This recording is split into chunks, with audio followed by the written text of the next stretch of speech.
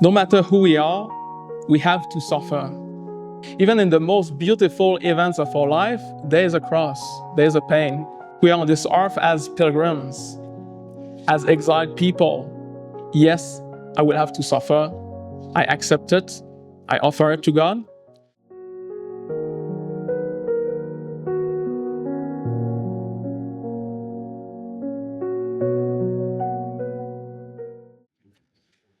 So good afternoon.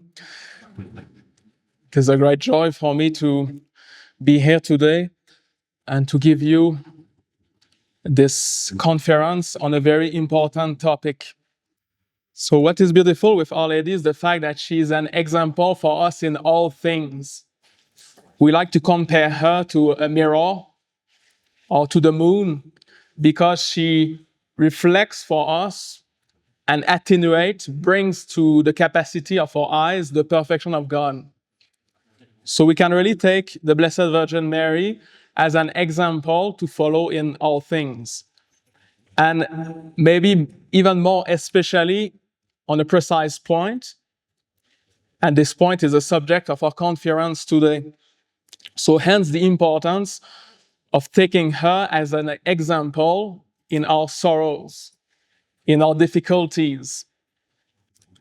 So the first principle we establish, it is that Our Lady of Sorrows is a very important example for us to follow because suffering is something inevitable in our lives.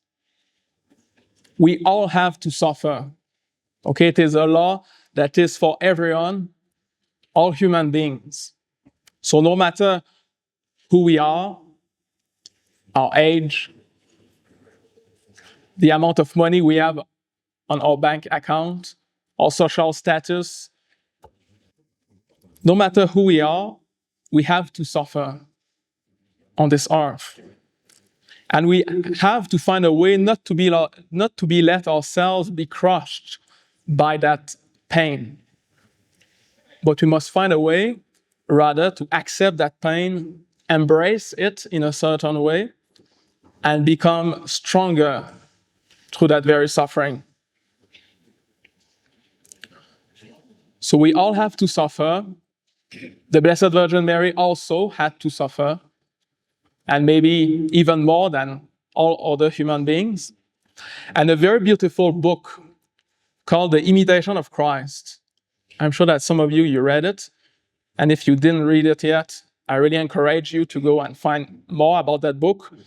But that very good book tells us, the cross, therefore, is always ready. It awaits you everywhere. No matter where you may go, you cannot escape it.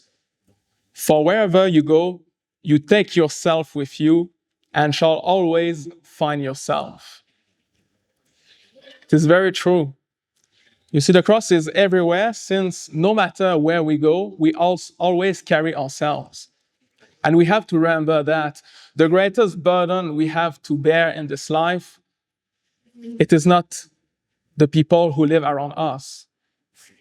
It is not our family members, our colleagues, our friends, or even enemies. No, it is ourselves. Wherever we go, we have to carry with us, with ourselves, our faults, our sins, our mistakes. And we have to find a way to accept, you see, that suffering, not to be perfect, to commit mistakes. And the Imitation of Christ continues, turn where you will, above, below, without, or within. You will find a cross in everything and everywhere. You must have patience if you would have peace within and merit an eternal crown. So not only we can find cross everywhere, but also in everything. You see, that's interesting. Even in the most beautiful events of our life, there is a cross, there is a pain. Why? Because that beauty that we see is but a reflection of heaven. And seeing that beauty, it reminds us that we are not created for this world and that we are on this earth as pilgrims. as exiled people. It reminds us that this earth is not our true homeland. So you see, even when contemplating a beautiful sunset, a peaceful moonlight, or a glittering starry sky, we find pain. You see the pain of the one who is in exile, who is not yet at home. And therefore, even in these beautiful moments, we have to carry a cross. So let us be sure that suffering, the cross, our cross, will accompany us till the end, and we will never get rid of it. And we can see that the life of the Blessed Virgin Mary contains a great deal of sufferings. Of course, we remember more particularly the 7 sorrows, which are very important moments of her life when she suffered in a very special way, but they are not the only ones. We have to remember that she had to live a very simple life, full of poverty, obedience, simplicity, and that in all these difficulties, she kept a perfect patience.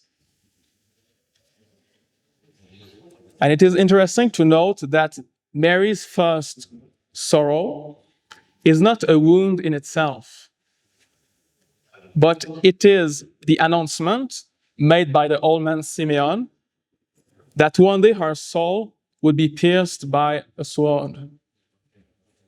So it's not a wound in itself, but the announcement of a terrible suffering that she will have to endure. And now, till the end of her life, and especially till the passion of her son, she will have to carry that burden.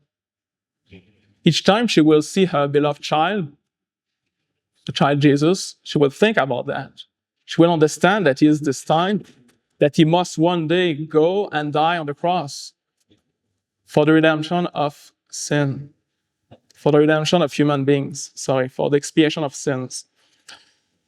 And so we see that the simple fact of knowing that we will suffer greatly in the future is already a pain in itself that we must accept and offer up to God. And so we all have to do it. Yes, I will have to suffer. I accept it. I offer it to God. But for us, what is easier, it is the fact that it remains in a certain way hidden, general. We know we have to suffer, but we don't know yet what we will suffer. Because in a certain way, we are not strong enough maybe yet to know. God spares us by keeping us in kind of ignorance. But for Our Lady, it was the contrary. From the beginning, she knew everything in all the details because she was strong enough to know that truth. And so like her, let us, you see, according to that first principle, accept the fact that we will suffer and in advance offer everything to God. The second principle we established today, it is that suffering cannot be fully understood. There's a mystery concealed in suffering. We can never fully understand pain. Why? Because its action is blind. It strikes everywhere. It strikes the old and the young, the rich and the poor, the guilty, but also the innocent. And often it is more cruel to the innocent than to the guilty ones. And there's a real mystery in that truth, that reality, that suffering contains some mystery. And often, when we ask why, we don't have the immediate answer. Why do I suffer?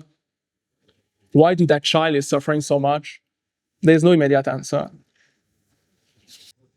And it is a reality that we can see in the second and in the third sorrows of the Blessed Virgin Mary.